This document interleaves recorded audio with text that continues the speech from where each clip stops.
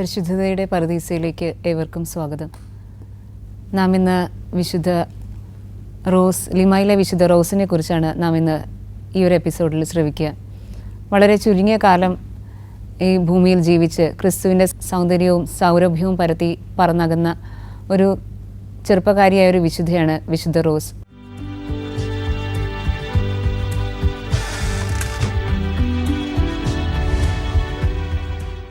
Rose ജനിക്കുന്ന 1586 April 20 പെറുവിലെ ലിമ എന്ന് പറയുന്ന സ്ഥലത്താണ്. ഗാസ്പർ മേരി ഒളീവിയ ദമ്പതികളുടെ മകളാണ് റോസ്. റോസിൻ്റെ യഥാർത്ഥ പേര് ബാപ്റ്റിസം അല്ലെങ്കിൽ മാമോദീസ പേരെന്ന് പറയുന്നത് ഇസബെല്ല എന്നായിരുന്നു. റോസിനെ കുറിച്ച് ഇങ്ങനെ പറയാം, ആ ഒരു പേര് കിട്ടാനായിട്ട് മറ്റൊരു കാരണം കൂടി പറയുന്നുണ്ട്. കുഞ്ഞ് ജനിച്ച് ഏകദേശം തൊട്ടിൽ കിടക്കുന്ന ആ ഒരു പ്രായത്തിൽ പുറത്തു നിന്നുള്ളവർ ഇവളെ കാണാനായിട്ട് വരുന്ന സമയത്ത് റോസിൻ്റെ ആ കുഞ്ഞിൻ്റെ മുഖത്ത് റോസപ്പൂവിൻ്റെ അടയാളം കണ്ടിരുന്നു എന്നാണ് പറയുക. അപ്പോൾ അന്ന് മുതലാണ് എല്ലാവരും അവളെ ഇസബെൽ എന്നുള്ള പേരിൽ നിന്ന് റോസ് എന്ന് വിളിക്കാനായിട്ട് തുടങ്ങിയത്. അങ്ങനെയാണ് റോസിന് ആ ഒരു പേര് ലഭിക്കുക. കുഞ്ഞു റോസിനെ കുറിച്ച് പറയുകയാണെങ്കിൽ സാധാരണ കുട്ടികളിൽ കാണുന്ന പോലെയുള്ള കരച്ചിലോ വാശിയോ അങ്ങനത്തെ പ്രശ്നങ്ങളൊന്നും റോസ് കാണിച്ചിരുന്നില്ല. ചെറുപ്പം മുതൽ തന്നെ അവളുടെ സ്വഭാവത്തിൽ തന്നെ വളരെയേറെ പ്രത്യേകതകൾ കണ്ടിരുന്നു. ഇങ്ങനെ പറയുക, അവൾ മറ്റു കുട്ടികളെ പോലെ എന്തെങ്കിലും കാര്യമൊക്കെ ഉണ്ടാകുമ്പോൾ അവളിങ്ങനെ വാവിട്ട് കരയുന്ന സ്വഭാവമൊന്നും അവൾക്കുണ്ടായിരുന്നില്ല എന്ന്. അപ്പോൾ അതിനെക്കുറിച്ചൊരു സംഭവം ഇങ്ങനെ പറയുക. അവൾക്ക് ഏകദേശം ഒരു 3 വയസ്സ് പ്രായമായപ്പോൾ ഒരിക്കൽ കളിക്കുന്നതിൻ്റെ ഇടയ്ക്ക് അവളുടെ വിരൽ ഒരു പെട്ടിയുടെ ഇടയിൽ പെട്ടുപോയി. അത് പെട്ടെന്ന് പെട്ടി അടഞ്ഞ് അവളുടെ വിരൽ അതിൻ്റെ ഇടയ്ക്ക് പെട്ടെന്ന് അതിൽ മുറിവുണ്ടായി. പക്ഷേ സാധാരണ കുട്ടികളാണെങ്കിൽ ഉറപ്പായിട്ടും വാവിട്ട് കരയും. പക്ഷേ നമ്മുടെ കുഞ്ഞു റോസ് ആ ഒരു വേദന ആ ഒരു ചെറിയ പ്രായത്തിൽ തന്നെ അവൾ ക്ഷമയോടെ അത് സഹിച്ചു ഒട്ടും കരയാതെ നിന്നു എന്നാണ് പറയുക. എന്നിട്ട് അവളുടെ ആ വിരൽ പഴുത്ത് ആ വിരലിൽ നിന്ന് ആ നഖം മുറിച്ച് മാറ്റുന്ന അവസ്ഥയിൽ പോലും അവൾ ഒട്ടും തന്നെ കരയാതെ ആ ഒരു സഹനങ്ങൾ, ആ ചെറുപ്പത്തിൽ തന്നെ ആ സഹനങ്ങളൊക്കെ അവൾ വളരെ ക്ഷമാപൂർവ്വം സഹിച്ചിരുന്നു എന്നാണ് പറയുക. അപ്പോൾ ഇങ്ങനെ കുഞ്ഞു റോസ് ചെറിയ പ്രായത്തിൽ തന്നെ സഹനങ്ങളൊക്കെ സന്തോഷപൂർവ്വം ഏറ്റെടുക്കാനായിട്ട് അവൾക്ക് വലിയൊരു കൃപ ലഭിച്ചിരുന്നു. അതുമാത്രമല്ല, അവളുടെ മാതാപിതാക്കൾ അവളെ വളരെ ആഴമായ വിശ്വാസത്തിലാണ് വളർത്തിയിരുന്നത്. അതുപോലെ ആത്മീയമായ കാര്യങ്ങളിൽ മാതാപിതാക്കളെക്കാൾ കൂടുതൽ അവളെ ചെറുപ്പം മുതൽ വിശ്വാസത്തിൽ വളർത്താനായിട്ട് അവളെ സഹായിച്ചത് അവളുടെ ആയയാണ്. അപ്പോൾ അതിനൊരു കാരണം ഇങ്ങനെ പറയാം, അവൾക്ക് ചെറുപ്പത്തിലെ തന്നെ നന്നായി എഴുതാനും വായിക്കാനും ഒക്കെ വളരെയേറെ ആഗ്രഹമുണ്ടായിരുന്നു. പക്ഷേ അവളെ ദൂരെ സ്കൂളിൽ വിട്ട് പഠിപ്പിക്കാനായിട്ടുള്ള ഒരു സാഹചര്യമൊന്നും അവരുടെ കുടുംബത്തിലുണ്ടായിരുന്നില്ല. അവളുടെ മാതാപിതാക്കൾ കർഷകരായിരുന്നു. പല തിരക്കുകളും അവരുടെ ജീവിതത്തിൽ ഉണ്ടായിരുന്നതുകൊണ്ട് തന്നെ ഇവളുടെ പഠന കാര്യത്തിൽ ശ്രദ്ധിക്കാനായിട്ട് അവർക്ക് സാധിച്ചിരുന്നില്ല. അപ്പോൾ ഇവൾ ഇങ്ങനെ പഠിക്കാനുള്ള ഒരു താല്പര്യമൊക്കെ പ്രകടിപ്പിച്ചു തുടങ്ങിയപ്പോൾ മാതാപിതാക്കൾ അവളുടെ കാര്യങ്ങളൊക്കെ ഒന്ന് ശ്രദ്ധിക്കാനും അവളെ പഠനത്തിൽ മികവ് പുലർത്താനൊക്കെ ആയിട്ട് അവർ തന്നെ ഒരു ആയ അവൾക്ക് വേണ്ടിയിട്ട് നൽകുകയാണ്.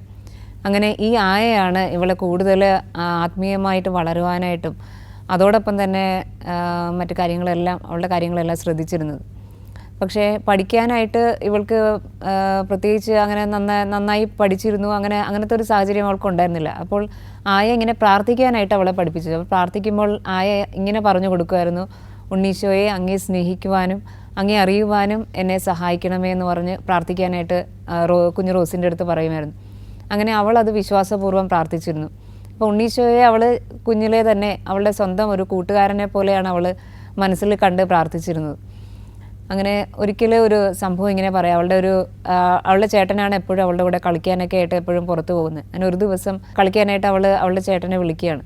അപ്പോൾ ചേട്ടൻ അവളോട് പറയും, ഞാൻ വരുന്നില്ല എന്ന് പറഞ്ഞ് മാറി നിൽക്കുകയാണ്, അവളോടൊപ്പം കളിക്കാൻ പോകാതെ. അങ്ങനെ ഈ ഒരു സാഹചര്യം വരുമ്പോൾ കുഞ്ഞു റോസിന് എന്ത് ചെയ്യണമെന്നറിയില്ല. അങ്ങനെ അവൾ വളരെ വിഷമിച്ച് തന്നെ മുറ്റത്ത് കളിക്കാനായിട്ട് ചെല്ലുമ്പോൾ പെട്ടെന്ന് വളരെ ഒരു സുന്ദരനായ ഒരു ബാലൻ അവളോടൊപ്പം കളിക്കാനായിട്ട് അവളോടൊപ്പം അവിടെ വരികയാണ്.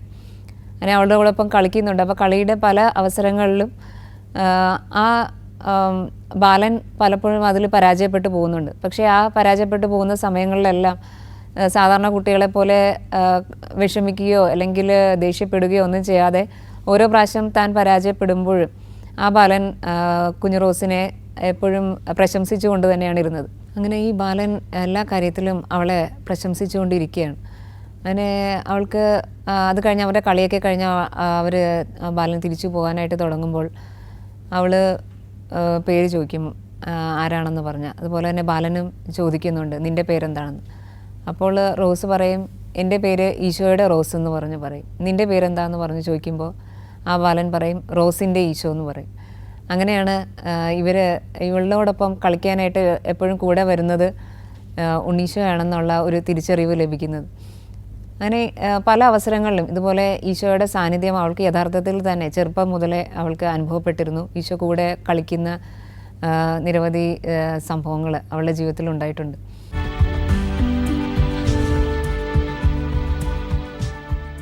ഈശോയോടൊപ്പമുള്ള ഒരു ജീവിതത്തിൽ അവൾക്ക് അപ്പോൾ ഒരിക്കലും ഒരു കളിയുടെ ഇടയ്ക്ക് ഇതുപോലെ ഈശോ ഇങ്ങനെ ചോദിക്കുന്നുണ്ട് നിനക്ക് എന്തെങ്കിലും ആവശ്യമുണ്ടോ എന്ന് പറഞ്ഞ് ചോദിക്കുമ്പോൾ അവൾ പറയും എനിക്ക് എന്നെ എഴുതാനും വായിക്കാനും പഠിപ്പിക്കണമെന്ന് പറഞ്ഞ് ഈശോയോട് അവൾ ആവശ്യപ്പെടുകയാണ്. അങ്ങനെ ഇതുപോലെയുള്ള പല പല അവസരങ്ങളിലായിട്ട് ഇവൾ കുറേശ്ശെ ഈശോയിൽ നിന്ന് അവൾ എഴുതാനും വായിക്കാനൊക്കെ പഠിക്കുന്നുണ്ട്.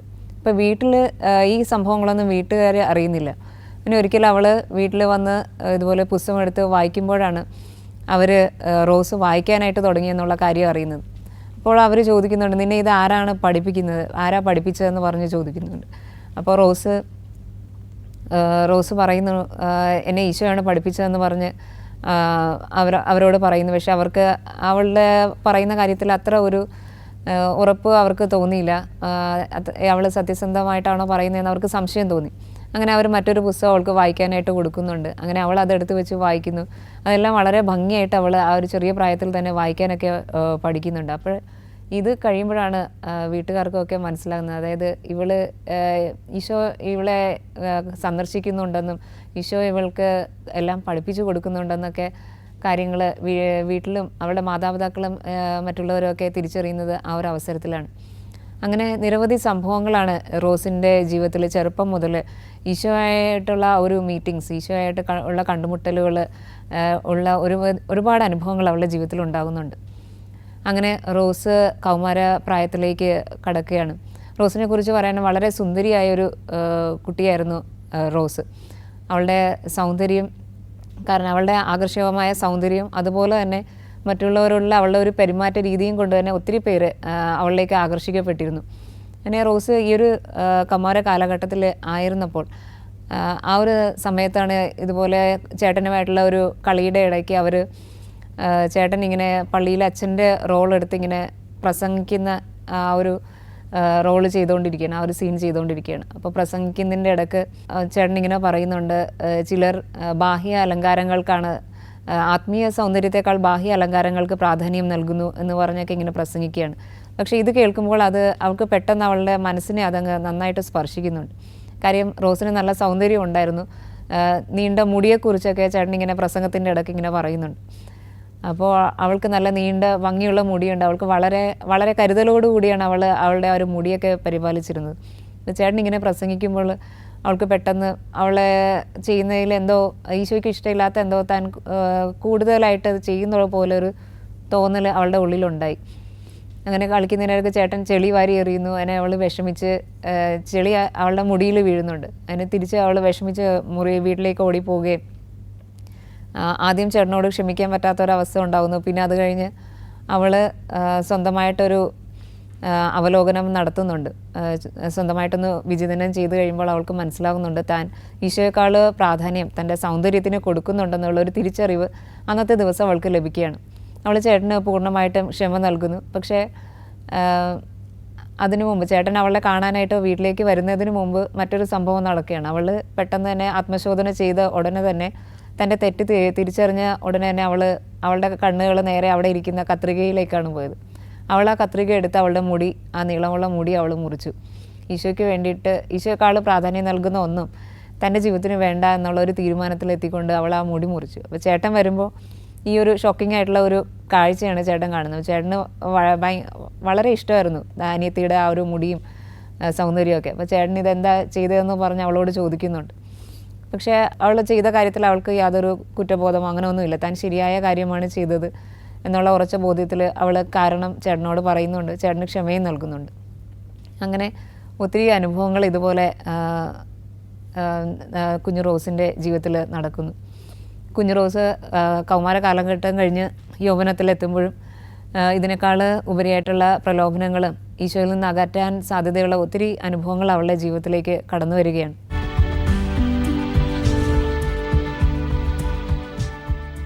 അവളുടെ യൗവന കാലഘട്ടത്തിൽ ആരെങ്കിലും ഇതുപോലെ അവളുടെ സൗന്ദര്യത്തെക്കുറിച്ച് പുകഴ്ത്തി പറയുന്നതെന്ന് അവൾക്ക് തീരെ താല്പര്യം ഉണ്ടായിരുന്നില്ല. ആരെങ്കിലും അങ്ങനെ പുകഴ്ത്തി പറയുന്നത് കണ്ടാൽ തന്നെ കേട്ടാൽ തന്നെ അവൾ ഉടനെ തന്നെ പോയി തൻ്റെ മുഖം വികൃതമാക്കുകയും മറ്റുള്ളവരുടെ ശ്രദ്ധ തന്നിലേക്ക് ആകർഷിക്കാത്ത വിധത്തിലുള്ള എന്തെങ്കിലും കാര്യങ്ങൾ അവൾ ചെയ്യുമായിരുന്നു. അതിലൊന്നായിരുന്നു മുഖത്ത് കുരുമുളക് പൊടി പുരട്ടുക, അല്ലെങ്കിൽ ചുണ്ണാമ്പ് തേക്കുക. അങ്ങനെ വളരെ കർക്കശത്തോടു കൂടിയാണ് അവളുടെ ശരീരത്തോട് പെരുമാറിയിരുന്നത്. അപ്പോൾ തൻ്റെ സൗന്ദര്യം മറ്റുള്ളവരെ ആകർഷിക്കുന്നതെന്ന് കാണുമ്പോൾ അവളുടെ ആ ഒരു മറ്റുള്ളവരുടെ ശ്രദ്ധ ഈശോയിലേക്ക് തിരിക്കണം, അല്ലെങ്കിൽ തനിക്ക് താൻ എപ്പോഴും ഈശോയുടേത് മാത്രമായിരിക്കണം എന്നുള്ളൊരു ചിന്ത അവളിൽ ഉണ്ടായിരുന്നതുകൊണ്ട് തന്നെ ഇത്തരം കഠിനമായ പ്രായശ്ചിത്ത പ്രവൃത്തികൾ അവൾ എടുത്തിരുന്നു.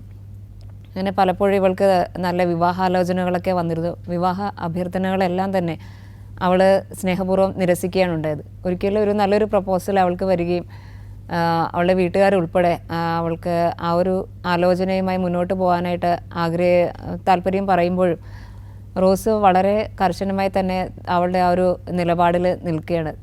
കാര്യം റോസിൻ്റെ കാര്യത്തിൽ അവൾ പറയുന്നത് ഇങ്ങനെയാണ്: അവൾ 5 വയസ്സ് പ്രായമായിരിക്കുമ്പോൾ തന്നെ ഈശോയ്ക്ക് തൻ്റെ കന്യാത്വം സമർപ്പിച്ചു, അവൾ കന്യാവ്രതം സ്വീകരിച്ചിരുന്നു എന്നാണ്.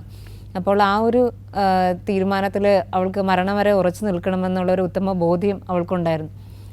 അതിനാൽ തന്നെ അവൾ ഒട്ടും തന്നെ തൻ്റെ ആ ഒരു ദൃഢനിശ്ചയത്തിൽ നിന്ന് പിന്മാറാതെ തന്നെ അവൾ മുന്നോട്ട് പോയി. പിന്നെ തുടർന്ന് അവൾ വീട്ടുകാരോട് തനിക്ക് ഒരു സന്യാസിനിയായി തീരണം എന്നുള്ള ഒരു ആഗ്രഹം അവൾ പ്രകടിപ്പിക്കുകയാണ്. അപ്പോൾ അവളുടെ ഒരു ആഗ്രഹം എന്ന് പറയുന്നത് ഇൻകാർണേഷൻ സഭയിൽ ചേർന്ന് അവളുടെ ഒരു സന്യാസ ജീവിതം തുടരണമെന്നായിരുന്നു അവളുടെ ആഗ്രഹം. അങ്ങനെ തൻ്റെ സഹോദരനുമായിട്ട് അവൾ പങ്കുവയ്ക്കുന്നുണ്ട്. അങ്ങനെ അവളുടെ ആ ഒരു തീരുമാനത്തോട് ചേർന്ന് തന്നെ വീട്ടുകാരും മുന്നോട്ട് പോകുന്നു. അങ്ങനെ അവളും അവളുടെ ചേട്ടനും കൂടെ ഇങ്ങനെ ഇതുപോലെ അവൾക്ക് കന്യാസ്ത്രീ ആകണമെന്നുള്ള ഒരു തീരുമാനം എടുത്തതിനാൽ അവളെയും കൊണ്ട് ചേട്ടൻ ഇൻകാർണേഷൻ സഭയിലേക്ക് യാത്ര പോവുകയാണ്. അവരങ്ങനെ അന്ന് നടന്നു പോകുന്ന വഴിയിൽ ഡൊമിനിക്കൻ സഭയുടെ ഒരു ആശ്രമത്തിൽ കയറുന്നുണ്ട്. അവിടെ കയറി അവൾ മുട്ടുകുത്തി ഇന്ന് പ്രാർത്ഥിക്കുകയാണ്. കുരിശുരൂപത്തിൻ്റെ മുമ്പിൽ നിന്ന് മുട്ടുകുത്തി പ്രാർത്ഥിക്കുന്നു. അപ്പോൾ ഇൻകാർണേഷൻ സഭയിൽ ചേരാനുള്ള തൻ്റെ ആഗ്രഹമെല്ലാം സമർപ്പിച്ച് അന്ന് ദിവസം ആ ഒരു ചാപ്പലിൽ നിന്ന് അവൾ പ്രാർത്ഥിച്ചു. അത് കഴിഞ്ഞ് അവൾ എണീക്കാൻ നോക്കുമ്പോൾ അവൾക്ക് എണീക്കാൻ സാധിക്കുന്നില്ല. അങ്ങനെ ഇങ്ങനെ ഒരു സംഭവം അവിടെ നടക്കുകയാണ്. അവൾ നന്നായിട്ട് ശ്രമിച്ചു, പക്ഷേ ആ മുട്ടുകുത്തി നിൽക്കുന്ന അവസ്ഥയിൽ നിന്ന് അവൾക്ക് യാതൊരു കാരണവശാലും എണീക്കാൻ പറ്റാത്തൊരവസ്ഥ. അങ്ങനെ ചേട്ടൻ വന്ന് അവളെ അവിടെ നിന്ന് പിടിച്ച് എണീപ്പിക്കാൻ നോക്കുന്നുണ്ട്. അപ്പോഴും നടക്കുന്നില്ല. അങ്ങനെ ദൈവം തന്നോട് എന്തോ സംസാരിക്കാനായിട്ട് ഇതിൽ നിന്ന് ആഗ്രഹിക്കുകയാണെന്ന് അവൾ തിരിച്ചറിയുകയാണ്. അങ്ങനെ അവൾ അവിടെ നിന്ന് താൻ എന്താണ് പ്രാർത്ഥിച്ചുകൊണ്ട് ഇരുന്നതിനെക്കുറിച്ച് അവളൊന്ന് അവലോകനം ചെയ്തു. അപ്പോൾ മനസ്സിലായി, ഈ ഒരു സഭയിലേക്ക് ചേരുന്നതിനെക്കുറിച്ചായിരുന്നല്ലോ താൻ പ്രാർത്ഥിച്ചത്. അപ്പോൾ ദൈവത്തിൻ്റെ തീരുമാനം ഒരുപക്ഷെ മറ്റൊന്നായിരിക്കുമോ എന്നുള്ള ചിന്ത അവൾക്ക് മനസ്സിലേക്ക് വരികയും ദൈവത്തിൻ്റെ തീരുമാനത്തിന് പൂർണ്ണമായിട്ടും വിട്ടുകൊടുക്കാനായിട്ട് അവൾ അവിടെ വെച്ച് തന്നെ സമർപ്പിച്ച് പ്രാർത്ഥിക്കുകയാണ്. അങ്ങനെ പൂർണ്ണമായിട്ടും ഇൻകാർണേഷൻ സഭയിൽ ചേരാനുള്ള തൻ്റെ ഒരു ആഗ്രഹം അവൾ ഈശോയ്ക്ക് സമർപ്പിച്ച് കഴിഞ്ഞപ്പോൾ അവൾ എണീക്കാൻ നോക്കുമ്പോഴത്തേക്കും അവൾക്ക് വളരെ ഈസിയായിട്ട് തന്നെ എണീറ്റ് പോരുന്നു. അപ്പോൾ അവർക്ക് മനസ്സിലായി കാര്യം കർത്താവ് ആഗ്രഹിക്കുന്നത് മറ്റൊന്നാണെന്നുള്ളൊരു കാര്യം അവൾക്ക് മനസ്സിലാവുകയും അവരവിടെ നിന്ന് തിരിച്ച് വീട്ടിലേക്ക് മടങ്ങി പോവുകയും ചെയ്യുന്നു. അങ്ങനെ പോകുന്ന വഴിക്കാണ് അവൾക്ക് ഒരു ബോധ്യം കിട്ടുന്നത്, കർത്താവ് വേറൊരു വഴിയാണ് തനിക്കായിട്ട് ഒരുക്കി വെച്ചിരിക്കുന്നതെന്ന്. അങ്ങനെ ഡൊമിനിക്കൻ സഭയുടെ 3-ാം സഭയിൽ അംഗമായി ചേരുവാനായിട്ട് അവൾ അവിടെ വെച്ച് തീരുമാനമെടുക്കുന്നു. അവളുടെ ചേട്ടനും ഈ ഒരു തീരുമാനത്തിൽ വളരെയധികം സന്തോഷം തോന്നുന്നുണ്ട്. കാര്യം 3-ാം സഭയുടെ അംഗമായിട്ട് അവൾക്ക് കുടുംബത്തോടൊപ്പം തന്നെ അവൾക്ക് താമസിക്കാനായിട്ട് വീട്ടിൽ തന്നെ ചിലവഴിക്കാനായിട്ട് സാധിക്കും. പക്ഷേ അവൾ അവിടെ ആയിരിക്കുമ്പോൾ അവരുടെ തന്നെ വസ്ത്രങ്ങൾ തന്നെ ആയിരിക്കും, സന്യാസ വസ്ത്രം ധരിച്ചുകൊണ്ട് അവരുടേതായ ചിട്ടകളെല്ലാം പാലിച്ചുകൊണ്ട് തന്നെ ആയിരിക്കും ഇവരോടൊപ്പം ആയിരിക്കുക. അപ്പോൾ ആ ഒരു തീരുമാനത്തിൽ ചേട്ടനും വളരെ സന്തോഷം തോന്നി. അങ്ങനെ അവർ കർത്താവിൻ്റെ ഹിതം അതാണെന്ന് തിരിച്ചറിഞ്ഞുകൊണ്ട് അവരുടെ ആ ഒരു വിളിക്കനുസരിച്ചുള്ള ജീവിതം അവിടെ നിന്ന് തന്നെ തുടരുവാനായിട്ട് അവർ നിശ്ചയിക്കുകയാണ്. പിന്നെ അവിടെ ആയിരിക്കുമ്പോഴാണ് വളരെ നല്ല രീതിയിൽ തൻ്റെ ആ ഒരു ശുശ്രൂഷ ജീവിതം മുന്നോട്ട് കൊണ്ടുപോകാനായിട്ട് ദൈവം അവളെ സഹായിക്കുന്നത്. അവൾക്ക് പ്രത്യേകിച്ച് പാവങ്ങളോടുള്ള ഒരു അനുകമ്പ എപ്പോഴും ഉണ്ടായിരുന്നു. അപ്പോൾ പാവങ്ങളെ ശുശ്രൂഷിക്കുവാനായിട്ട്, രോഗികളെ പരിചരിക്കുവാനായിട്ട്, അങ്ങനെ നിരവധി കാര്യങ്ങൾ ചെയ്യുവാനായിട്ട് റോസിന് സാധിച്ചിരുന്നു. അപ്പോൾ ഇവിടെ നിന്നുകൊണ്ട് തന്നെ അവളുടെ ഭവനത്തിൻ്റെ ഒരു ഭാഗം പാവങ്ങൾക്ക് വേണ്ടി, സാധുക്കൾക്ക് വേണ്ടിയിട്ട് മാറ്റി വെച്ചിരുന്നു. അവർക്ക് വന്ന് താമസിക്കാൻ, അവർക്ക് വേണ്ട സേവനങ്ങൾ ചെയ്യുവാനൊക്കെ ആയിട്ട് അവൾ അവിടെ നിന്ന് തന്നെ പരിശ്രമിച്ചിരുന്നു.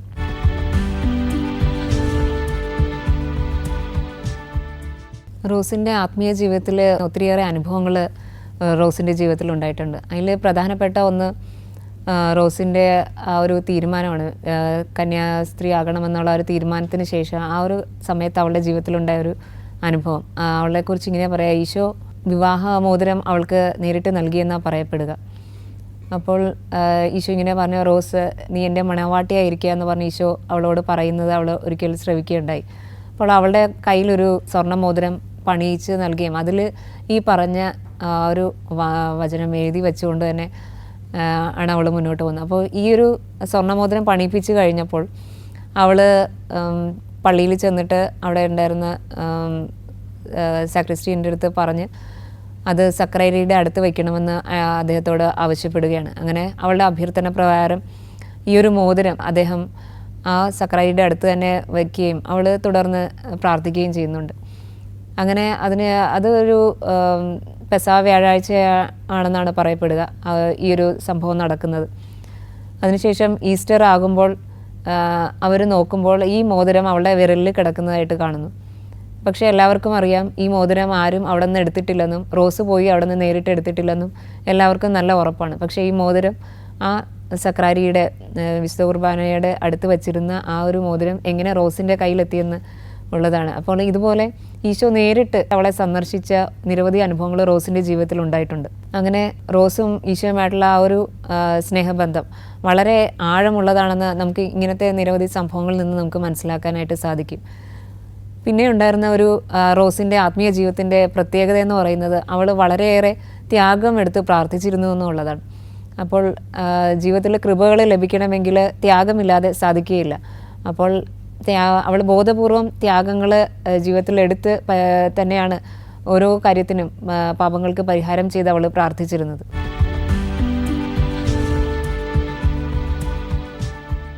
അങ്ങനെ റോസിൻ്റെ ജീവിതത്തിൽ നിരവധി കൂടിക്കാഴ്ചകൾ, ഈശോയുമായിട്ടുള്ള കൂടിക്കാഴ്ചകൾ, ഇങ്ങനെ നിരവധി സംഭവങ്ങൾ ഉണ്ടായിട്ടുണ്ട്. റോസിൻ്റെ ജീവിതത്തിലുണ്ടായ മറ്റൊരു കാര്യം ഇങ്ങനെയാണ് പറയുക. ഒരിക്കൽ റോസ് ഡൊമിനിക്കൻ മൂന്നാം സഭയിൽ ചേരാനുണ്ടായ കാരണം മറ്റൊരു സംഭവമായിരുന്നു. റോസ് ഇങ്ങനെ ഒരിക്കൽ ഇൻകാർണേഷൻ സഭയിൽ ചേരുന്നില്ല എന്നുള്ള ഒരു തീരുമാനം എടുത്തുകൊണ്ട് അവിടെ നിന്ന് മടങ്ങിപ്പോകുമ്പോൾ അവൾ ഒരു പൂന്തോട്ടത്തിൻ്റെ ഭാഗത്തൂടെ നടന്നു പോകുമ്പോൾ അവിടെ കുറേ ചിത്രശലഭങ്ങളുണ്ടായിരുന്നു. അപ്പോൾ സാധാരണ ചിത്രശലഭങ്ങൾ പല വർണ്ണങ്ങളുള്ളതാണ്. അപ്പോൾ അതിൽ ഒരു വെള്ളയും കറുപ്പും നിറങ്ങളുള്ള ചിത്രശലഭങ്ങൾ മാത്രം ഇവളുടെ അടുത്ത് വരികയും ഒരു ഹൃദയത്തിൻ്റെ ഷേപ്പിൽ അവളുടെ ശരീരത്തിൽ വന്ന് ഇരിക്കുകയും ചെയ്യുന്നുണ്ട്.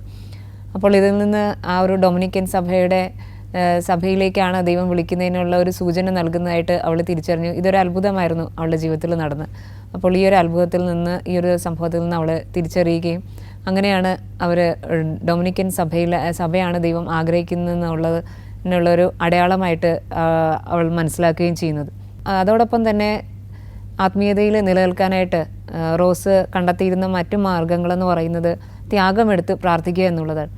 അപ്പോൾ ജീവിതത്തിലുണ്ടാകുന്ന എന്തെങ്കിലും സങ്കടങ്ങൾ, ലോകത്തിലെ പാപങ്ങൾക്കൊക്കെ പരിഹാരമായിട്ട് സ്വന്തമായിട്ട് അവൾ ത്യാഗം എടുത്ത് അവൾ പ്രാർത്ഥിക്കുമായിരുന്നു.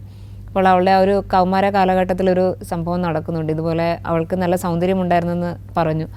അപ്പോൾ അമ്മ അവളെ കുറച്ചും കൂടി ഭംഗിയായിട്ട് നടക്കാനായിട്ട്, അവളെ സഹായിക്കാൻ, സൗന്ദര്യത്തോടെ നടക്കാനായിട്ട് സഹായിക്കാൻ അവളെ ഒരിക്കലും നിർബന്ധപൂർവ്വം അവളുടെ ഒരു പൂമാല തലയിൽ അണിയാനായിട്ട് അവളുടെ അടുത്ത് പറയുന്നുണ്ട്, മുടിയിൽ അണിയാനായിട്ട്. പക്ഷേ അവൾക്ക് അത് തീരെ താല്പര്യമില്ലായിരുന്നു. പക്ഷേ അമ്മയുടെ നിർബന്ധം മൂലമാണ് അവളത് ധരിക്കാനായിട്ട് പിന്നെ തീരുമാനിക്കുക. അപ്പോൾ അവളത് തലയിൽ അത് ധരിക്കുമ്പോൾ അവൾ അതിൻ്റെ ഇടയ്ക്ക് സൂചി കുത്തിവെച്ച്, അവളുടെ ശിരസ് വേദനിക്കുന്ന രീതിയിൽ തന്നെ സൂചി കൊണ്ട് കുത്തി കയറ്റിയാണ് അവൾ മുടിയിൽ അപ്പോൾ ചെറുപ്പം മുതൽ ഇങ്ങനെ തന്നെ ഓരോരോ കാര്യങ്ങൾ ബോധപൂർവ്വം അവൾ ത്യാഗം എടുത്ത് തന്നെയാണ് അവൾ ഓരോ കാര്യങ്ങളും ചെയ്തിരുന്നത്. അതുപോലെ തന്നെ മുതിർന്നു കഴിഞ്ഞപ്പോൾ അവളുടെ ഒരു യൗവന കാലഘട്ടത്തിൽ പോലും സാധാരണ യുവതികൾക്ക് ഉണ്ടാകുന്ന കാര്യങ്ങൾ അല്ലെങ്കിൽ ആ ലോകത്തിൻ്റെതായ ചിന്തകളിലേക്കൊന്നും വീണു പോകാതിരിക്കാൻ വേണ്ടി അവൾ സ്വന്തമായിട്ട് എടുത്തിരുന്ന ത്യാഗങ്ങളിൽ മറ്റൊന്നാണ് ചാട്ടവാറടി സ്വന്തമായിട്ട് ഏൽപ്പിക്കുക എന്നുള്ളത്. അപ്പോൾ ഇതുപോലെ ചമ്മട്ടിയടികൾ ഏൽക്കുന്ന സമയത്ത് പലപ്പോഴും അവളുടെ ശരീരത്തിൽ നിന്ന് രക്തം വാർന്നൊലിച്ചിരുന്ന സംഭവങ്ങൾ വരെ ഉണ്ടായിട്ടുണ്ട്. അപ്പോൾ ഇതൊക്കെ അവളുടെ ആത്മീയ ജീവിതത്തിന് കൂടുതൽ ശക്തി കൂട്ടുകയും അതോടൊപ്പം കൂടുതൽ കൃപ ദൈവത്തിൽ നിന്ന് സ്വായത്തമാക്കുവാനൊക്കെ ആയിട്ട് അവളെ സഹായിച്ചിരുന്നു. അതുപോലെ അവൾ ശിരസിൽ ഒരു പൂക്കളുള്ള, നമ്മൾ പുറമേ നോക്കുമ്പോൾ പുഷ്പങ്ങളുള്ള ഒരു മുടി, ഒരു ക്രൗൺ, അവൾ കിരീടം പോലെ അവൾ ധരിച്ചിരുന്നു. അപ്പോൾ നമ്മൾ കൂടുതലും വിചാരിക്കുക അവൾ കൂടുതൽ സൗന്ദര്യം കൂട്ടാനാണ് ഇത് ചെയ്തിരുന്നത് എന്നുള്ളതാണ്. പക്ഷേ അത് അവളുടെ ആത്മീയ സൗന്ദര്യമാണ് കൂട്ടിയിരുന്നത്. കാര്യം പുറത്തു നിന്ന് കാണാത്ത ഒരു സംഭവം അതിലുണ്ടായിരുന്നു. അതായത് ഈ ഒരു പുഷ്പ കിരീടത്തിൽ അവൾ ആരും അറിയാതെ തന്നെ ചെറിയ ആണികൾ അതിൽ വച്ചിട്ടുണ്ട്. അപ്പോൾ അത് അവളുടെ ശിരസിൽ വളരെ ആഴത്തിൽ കുത്തി കയറ്റിയാണ് അവൾ ഈ ഒരു കിരീടം ധരിക്കുക. അത് മറ്റാർക്കും അറിയില്ലായിരുന്നു ആ ഒരു സമയത്ത്. ഇതുകൂടാതെ അവൾ ചെയ്തിരുന്ന മറ്റൊരു പ്രായശ്ചിത്ത പ്രവൃത്തിയാണ് മുള്ളരിഞ്ഞാണം ധരിക്കുന്നത്. അപ്പോൾ ഇതും അവൾ ആരും അറിയാതെ തന്നെ ചെയ്തിരുന്നതാണ്. വളരെ ടൈറ്റായിട്ടാണ് അവൾ ആ ഒരു മുള്ളരിഞ്ഞാണം ധരിച്ചിരുന്നത്. അപ്പോൾ അവളുടെ ഒരു കുമ്പസാരക്കാരനോട് ഈ കാര്യങ്ങളെക്കുറിച്ചൊക്കെ അവൾ സംസാരിക്കുമ്പോൾ ആ വൈദികൻ അവളോട് ഈ ഒരു പരിഹാര പ്രവൃത്തി തൽക്കാലത്തേക്ക് നിർത്തിവെക്കാനായിട്ട് അവളോട് ആവശ്യപ്പെടുന്നുണ്ട്. കാര്യം അതികഠിനമായ പരിഹാര പ്രവൃത്തികളാണ് അവൾ ചെയ്തിരുന്നത്. അപ്പോൾ സ്വാഭാവികമായും അത് അവളുടെ ആരോഗ്യത്തെ സാരമായിട്ട് ബാധിക്കാനായിട്ട് സാധ്യതയുണ്ട്. അപ്പോൾ ഇതൊക്കെ മുന്നിൽ കണ്ടുകൊണ്ടായിരിക്കണം അദ്ദേഹം ഈ ഒരു കാര്യം അവളോട് ആവശ്യപ്പെടുക, മുള്ളരിഞ്ഞാണ് അരിഞ്ഞ് മാറ്റി വയ്ക്കാനായിട്ട്. പക്ഷേ ആദ്യം അവൾക്ക് ബുദ്ധിമുട്ടായിരുന്നെങ്കിലും അദ്ദേഹത്തെ അനുസരിച്ചുകൊണ്ട് അവളത് കുറച്ച് സമയത്തേക്ക് അവൾ ചെയ്യുന്നു. അത് കഴിഞ്ഞിട്ട് അതിനെ 2-3 മടക്കാക്കി അവൾ വീണ്ടും ശരീരത്തിൽ അത് ധരിക്കുകയാണ്. അപ്പോൾ ഇത് ധരിച്ചു കഴിഞ്ഞപ്പോൾ അവൾക്ക് മുമ്പത്തേക്കാൾ വേദന ഇരട്ടിക്കുകയാണ്, കഠിനമാവുകയാണ്. എന്നിട്ട് അവൾ ആ ചങ്ങലയിൽ പൂട്ടി അതിൻ്റെ താക്കോലെടുത്ത് എറിഞ്ഞു കളയും. കാര്യം താൻ ഇനി അത് ശരീരത്തിൽ നിന്ന് മാറ്റാനായിട്ട് ഉദ്ദേശിക്കുന്നില്ല, ഇനി ഒരിക്കലും അതിന് ഉദ്യമിക്കുകയും ഇല്ല എന്നുള്ള ഒരു തീരുമാനത്തിലാണ് ആ താക്കോലെടുത്ത് അവൾ എറിഞ്ഞു കളയുന്നത്. പക്ഷേ ഈ ഒരു സംഭവത്തിന് ശേഷം അവളുടെ ആ ഒരു വേദന കൂടുതലായിട്ട് വർദ്ധിക്കുകയും അത് ഊരി മാറ്റേണ്ട അവസ്ഥയായിട്ട് വരികയും ചെയ്യുന്നുണ്ട്. അങ്ങനെ അറിഞ്ഞ് അവർ ഒരു തട്ടാശനെ വിളിച്ച് അത് ഊരി മാറ്റാനായിട്ട് ആവശ്യപ്പെടുന്നുണ്ട്. പക്ഷേ റോസ് അതിന് സമ്മതിക്കുന്നില്ല. തൻ്റെ ശരീരത്തിൽ മറ്റാരും സ്പർശിക്കാനായിട്ട് അവൾ അനുവദിക്കില്ല എന്ന് അവൾക്ക് ഉറച്ച ബോധ്യമുണ്ടായിരുന്നു. അപ്പോൾ അതുകൊണ്ട് തന്നെ അവൾ ഈ ഒരു ഉദ്യമത്തിന് യാതൊരു കാരണവശാലും അനുവദിക്കില്ല എന്ന് അവൾ ഉറപ്പിച്ച് പറയുകയാണ് വീട്ടുകാരോട്. അങ്ങനെ ഇതിന് പരിഹാരമായിട്ട് തനിക്ക് അവളുടെ മുന്നിൽ മറ്റൊരു വഴിയും ഉണ്ടായിരുന്നില്ല, താക്കോലുമില്ല. ഇത് ഊരി മാറ്റാനായിട്ട് മറ്റൊരാളെ അപ്രോച്ച് ചെയ്യാനായിട്ടും സാധിക്കുകയില്ല. അങ്ങനെ അവൾ ഈ ഒരു വേദന മുന്നിൽ കണ്ടുകൊണ്ട് തന്നെ അവൾ മാതാവിൻ്റെ മുമ്പിൽ പോയിരുന്ന് കരഞ്ഞ് പ്രാർത്ഥിക്കുന്നുണ്ട്.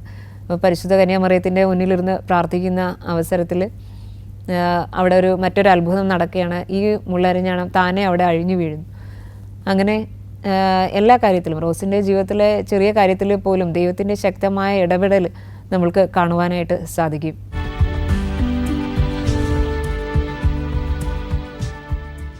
റോസിൻ്റെ ജീവിതത്തിൽ ഇത് കൂടാതെ മറ്റ് പല പീഡകളും അവളുടെ ജീവിതത്തിൽ അവൾക്ക് സഹിക്കേണ്ടി വന്നിട്ടുണ്ട്. അതായത് അവളുടെ പ്രാർത്ഥനാ സമയങ്ങളിലെല്ലാം പലപ്പോഴും പൈശാചിക പീഡകൾ, പിശാച് വന്ന് അവളെ നിലത്തിട്ട് ഇഴയ്ക്കുന്ന അനുഭവങ്ങൾ, അങ്ങനെ പല പല സംഭവങ്ങൾ അവളുടെ ജീവിതത്തിൽ ഉണ്ടായിട്ടുണ്ട്. പക്ഷേ ആ അവസരങ്ങളിലെല്ലാം അവളുടെ ആ ഒരു പ്രാർത്ഥന ജീവിതം കൊണ്ട് തന്നെ ഇതിനെയെല്ലാം തരണം ചെയ്യുവാനായിട്ട് അവൾക്ക് സാധിച്ചിരുന്നു. അതുകൂടാതെ മറ്റൊരു കാര്യമാണ് അവളുടെ ആത്മീയ ജീവിതത്തിൽ അവളെ ശക്തമായി അലട്ടിയുന്ന ഒരു കാര്യമാണ് ആത്മീയ വളർച്ച, അല്ലെങ്കിൽ ഡെസേർട്ട് എക്സ്പീരിയൻസ് എന്ന് ആ ഒരു സിറ്റുവേഷൻ അവളുടെ ജീവിതത്തിലുണ്ടായിരുന്നു. പലപ്പോഴും ദൈവിക സാന്നിധ്യം അനുഭവിക്കാൻ പറ്റാത്ത അവസ്ഥ. ഏകദേശം 15 വർഷത്തോളം അവൾ ഈ ഒരു അനുഭവത്തിലൂടെ കടന്നു പോയിട്ടുണ്ട് എന്നാണ് പറയുക. അപ്പോൾ ആ അവസരങ്ങളിലും എല്ലാം അവൾക്ക് തൻ്റെ ആ ഒരു ആത്മീയതയിൽ നിന്ന് വിട്ടുപോകാതെ ഈശോയോടുള്ള ആ സ്നേഹത്തിൽ നിലനിൽക്കുവാനായിട്ട് അവൾ പരമാവധി പരിശ്രമിച്ചു. അവസാനം വരെ അവൾ അതിനു വേണ്ടിയിട്ട് നിലകൊള്ളുകയും ചെയ്തു എന്നുള്ളതാണ്. റോസിന് തൻ്റെ മരണത്തെക്കുറിച്ച് നേരത്തെ തന്നെ മുന്നറിയിപ്പ് ലഭിച്ചിരുന്നു. റോസ് 31 വയസ്സ് വരെ മാത്രമാണ് ഈ ലോകത്തിൽ ജീവിച്ചിരുന്നത്. അവൾക്ക് ഈശോ നേരത്തെ വെളിപ്പെടുത്തി കൊടുത്തു, വിശുദ്ധ ബർത്തലോമിയോയുടെ തിരുനാൾ ദിനമായിരിക്കും അവളുടെ മരണം സംഭവിക്കുകയെന്ന്. അപ്പോൾ തൻ്റെ പ്രിയ മണവാളനെ കാണാനായിട്ട് വളരെ ആകാംക്ഷയോടെ തന്നെ ആണ് റോസ് കാത്തിരുന്നത്. അപ്പം മരണത്തെ ഏറ്റവും സ്നേഹത്തോടും സന്തോഷത്തോടും കൂടി തന്നെയാണ് റോസ് സ്വീകരിക്കാനായിട്ട് കാത്തിരുന്നത്. റോസിന് തൻ്റെ ജീവിതത്തിൻ്റെ അവസാന കാലഘട്ടമായപ്പോൾ അവൾക്ക് ശ്വാസകോശ സംബന്ധമായ ഒരു രോഗം പിടിപെടുകയാണ്. അപ്പോൾ അത് മൂർധന്യ അവസ്ഥയിലെത്തുന്നുണ്ട്.